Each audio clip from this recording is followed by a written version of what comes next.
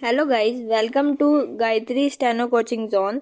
हमारे चैनल पर आपको मिलेंगी हिंदी और इंग्लिश की डिफरेंट स्पीड की डिक्टेशंस। अगर आपको हमारा चैनल अच्छा लगे तो लाइक करें, कमेंट करें, वीडियो को शेयर करें और चैनल को सब्सक्राइब करना ना भूलें। सो गाइस, आइए अब हम स्टार्ट करते हैं अपनी डिक्टेशन, जिसकी स्पीड होगी 80 वर्ड्स पर मिनट। 3, 2, 1 स्टार्ट।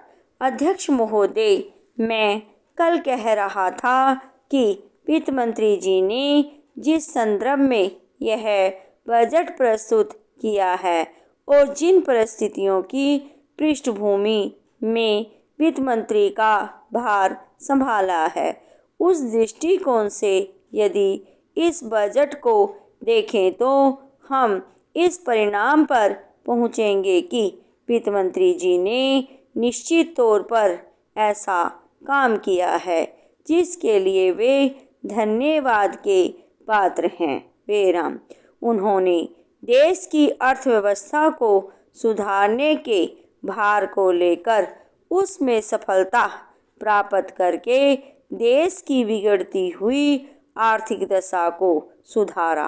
बेराम, पिछले वर्ष देश का उत्पादन बढ़ा है, उद्योगों में सुधार हुआ है, कीमतों में सुधार आया है, हमारा आयात कम हुआ है और निर्यात बढ़ा है।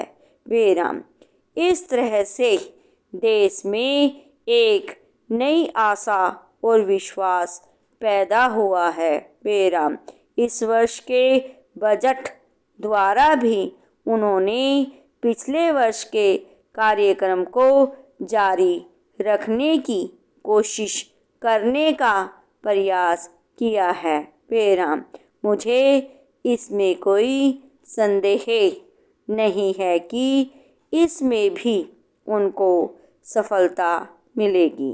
बेराम, उन्होंने देश के आयात निर्यात के बारे में जो कदम उठाए हैं उनसे निश्चय ही हमारे विदेशी व्यापार का संतुलन सुधरेगा। यह निश्चय के साथ कहा जा सकता है।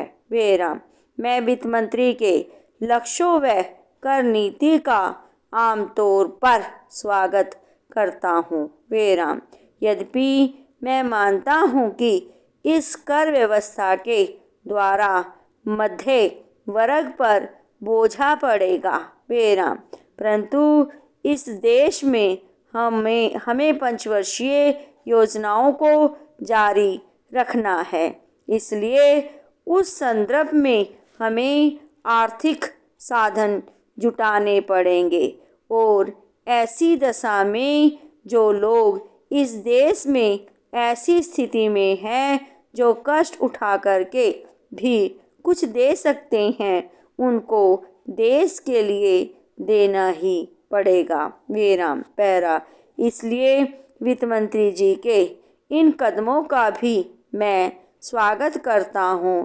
परंतु साथ ही साथ मैं नम्रतापूर्वक यह अवश्य कहना चाहता हूँ कि वित्त मंत्री महोदय ने किसानों पर जो भी नए कर लगाए हैं उनके ऊपर वे फिर सोचें। बेराम, मेरी मान्यता के अनुसार वित्त मंत्री द्वारा खाद पर जो कर लगाया गया है, जो शुल्क लगाया गया है, वह एक ऐसा कार्य है जिससे इस देश का विकास रुकने वाला है। बेराम, उन्होंने अपने बजट भाषण की भूमिका में कृषि संबंधी कच्चे माल के उत्पादन के लिए पूंजी लगाने की आवश्यकता पर जोर दिया है। बेराम, उनकी स्वयं की यह मान्यता है कि